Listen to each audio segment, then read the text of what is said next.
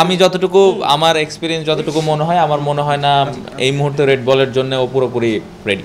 খুবই গুরুত্বপূর্ণ সিরিজ, যেটা আপনি বললেন যে বেশ কিছু প্লেয়ার অস্ট্রেলিয়াতে গিয়েছে যারা হয়তো মূল স্কোয়াডে থাকতেও পারেন।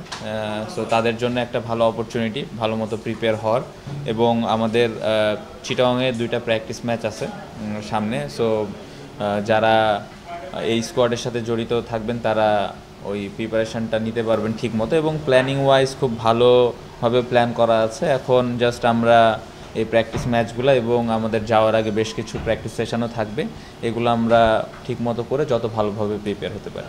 এটা অবশ্যই অনেক চ্যালেঞ্জিং হবে, তারা খুবই ভালো দল, বাট আমার মনে হয় যে এই ফরম্যাটে আমাদের বেশ কিছু এক্সপেরিয়েন্স প্লেয়ার আছে।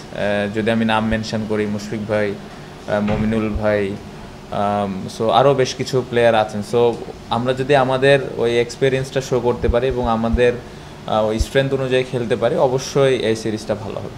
এটা শুধুমাত্র কোনো টুর্নামেন্ট বা কোনো সিরিজ ভালো অথবা খারাপের ক্ষেত্রে না, খারাপ হলেও আমাদের সামনের দিকে যেতে হবে, ভালো হলেও ওটা নিয়ে আসলে খুব বেশি চিন্তা করে যে যাওয়ার দরকার আছে সেটা না। আমার মনে হয় প্রেজেন্টে থাকাটা খুব ইম্পর্ট্যান্ট, এবং সামনে আমাদের কোন সিরিজটা আছে, এবং আপনি যেটা বললেন যে আমাদের এটা ডিফারেন্ট ফরম্যাট, এই ফরম্যাটে বেশ কিছু নতুন প্লেয়ার আসবেন যারা টি-20 ফরম্যাটে ছিলেন না। সো অবশ্যই যারা আসবেন তারা বেশ অনেক আগে থেকেই প্রিপারেশান নিচ্ছেন পাকিস্তান সিরিজের জন্য। সো অবশ্যই সামনের এই সিরিজটা আবার সুন্দরভাবে শুরু করা। আমরা লাস্ট টেস্ট সিরিজটা শ্রীলঙ্কার সাথে শেষ করলাম, অনেক দিন পরে আবার একটা টেস্ট সিরিজ সামনে, বাট এই সিরিজের আগে একটা ভালো সময় সবাই মোটামুটি পাচ্ছে প্রিপারেশান নেওয়ার জন্য। সো আশা করছি ভালোই হবে। তো উনি খুবই ভালো কাজ করেছেন।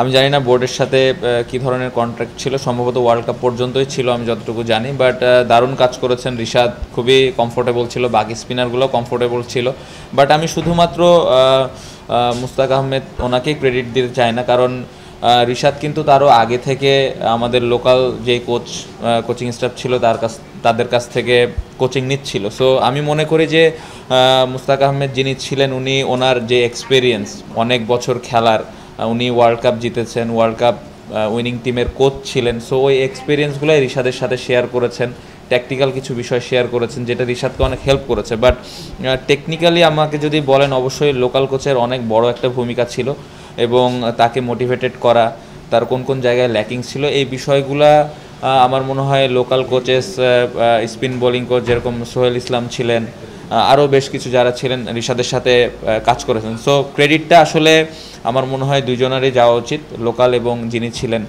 সো ভালো কাজ করেছেন। ও গোয়িং ফরওয়ার্ড আমার মনে হয় যে বিসিবি এটা ডিসাইড করবেন যে আমাদের জন্যে কোন কোচিং গ্রুপ বা কোন কোচ আমাদের জন্য বেটার হবে। এটা অবশ্যই বিসিবি আমাদের সবসময় ভালো চিন্তা করেন।